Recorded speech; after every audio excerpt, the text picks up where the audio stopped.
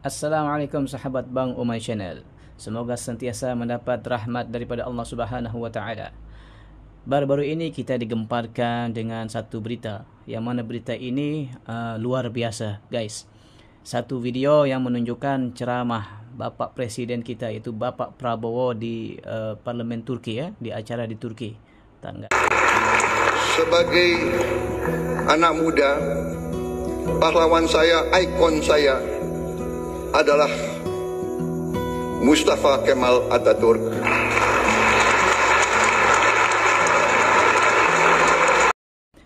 Ya, di situlah cuplikan sedikit daripada pidato Pak Prabowo, yang mana video ini panjang. Kamu semua boleh lihat di YouTube yang lagi viral, ya, video pidato Pak Prabowo di Turki. Nggak tahu apa acaranya.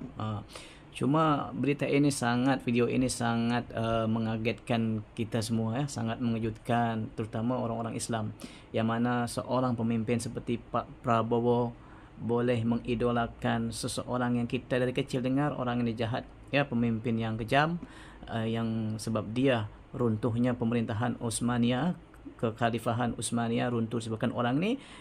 Dan hari ini kita mendengar sendiri beliau sangat memuji, dan cerita banyaklah tentang Kemal Atatürk ni. Jadi video ini sedikit saya mau selipkan siapa itu Mustafa Kemal Atatürk.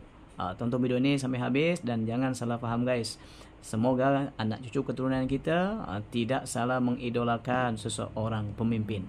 Allahu Akbar. Tengok video ini sampai habis. Ketika dikuburkan, Allah mengharamkan bumi menerima jasadnya. Dikuburkan besoknya, maka jasadnya ada lagi di atas. Dikuburkan lagi pakai besi, besoknya ada lagi di atas. Sampai pada akhirnya dibawa ke gunung, dan karena bau busuk yang tidak kuat, itu diangkat ke gunung, dibikin istana, seolah-olah menjadi museum.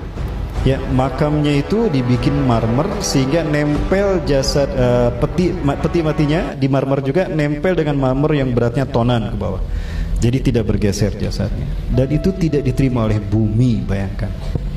Di dunia saja sudah Allah tunjukkan, ya, hukumannya, apalagi nanti dia. Ya, Mustafa Kemal Atatürk adalah presiden penghancur Khalifah Utsmani.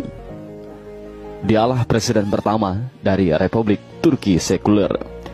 Dialah dalang dibalik kekacauannya Khilafah Utsmani sampai Khilafah Utsmani harus runtuh pada 3 Maret 1924.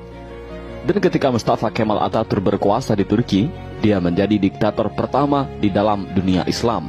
Dia memerintah dengan tangan besi. Habis semua umat Islam dalam genggaman tangannya. Tangannya berlumuran darah umat Islam yang menghendaki agar Khalifah Utsmani kembali menghiasi bumi Istanbul. Mustafa Kemal juga yang menghapus segala bentuk hukuman syariah.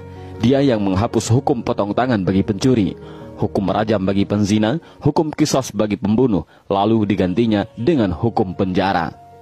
Tak hanya itu, Mustafa Kemal juga menghapus hukum waris, menyamaratakan ahli waris laki-laki dengan ahli waris perempuan, menghapus hukum hijab bagi muslimah, mengubah Masjid Hagia Sophia menjadi museum, kalimat azan diganti menjadi bahasa Turki, menggalakkan minum-minuman kamar di tempat umum, dan menjadikan majelis-majelis ilmu, kemudian menggantikannya dengan tempat-tempat lokalisasi pelacuran dan diskotik.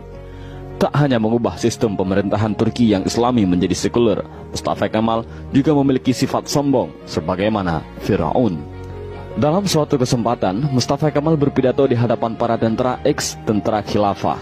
Dalam pidatonya itu, Mustafa Kemal membanggakan dirinya dengan berkata, "Kini sekarang siapa yang berkuasa, aku atau Tuhan?" Dengan perasaan takut, para tentara itu serentak mengucapkan, "Andalah paduka yang kami takutkan sekarang." Mendengar jawaban dari para tentara itu, senyum kesombongan mengukir di bibir Mustafa Kemal. Tapi semua itu berhenti ketika periode akhir Oktober 1938.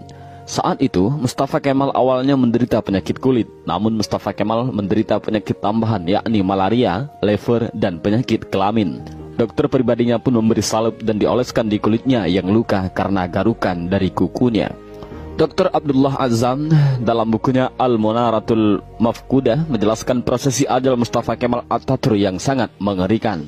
Menurut Dr. Abdullah Azzam, sebuah cairan berkumpul di perutnya secara kronis, ingatannya melemah, darah mulai mengalir dari hidungnya tanpa henti.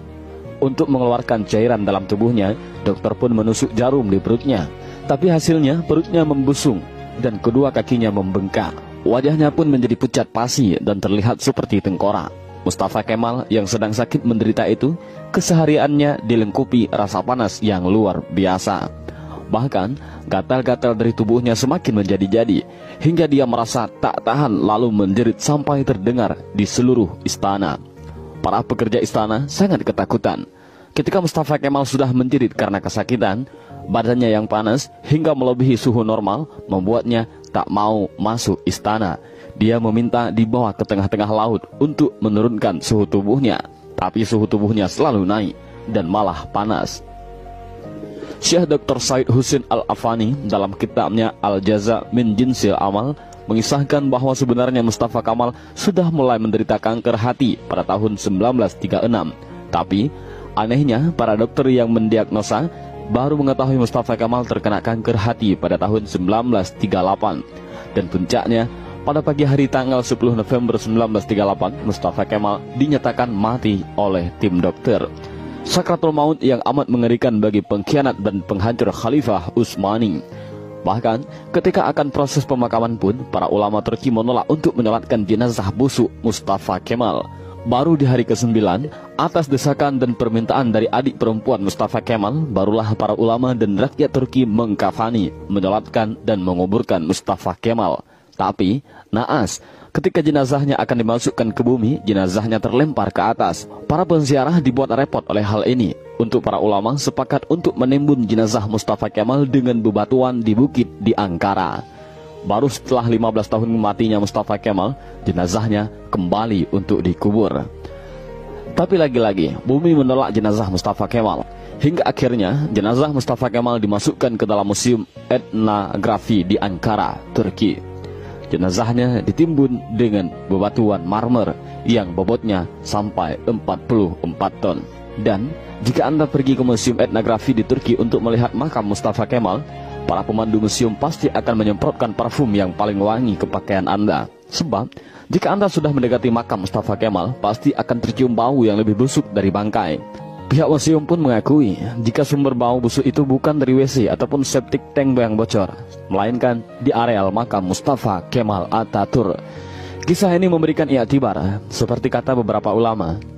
Kalau kamu benci dan mencoba menjegal khilafah, maka kamu akan melawan Allah. Lihat, kematian yang mengerikan menimpa Mustafa Kemal Atatürk, si penjegal dan penghancur khilafah Utsmani.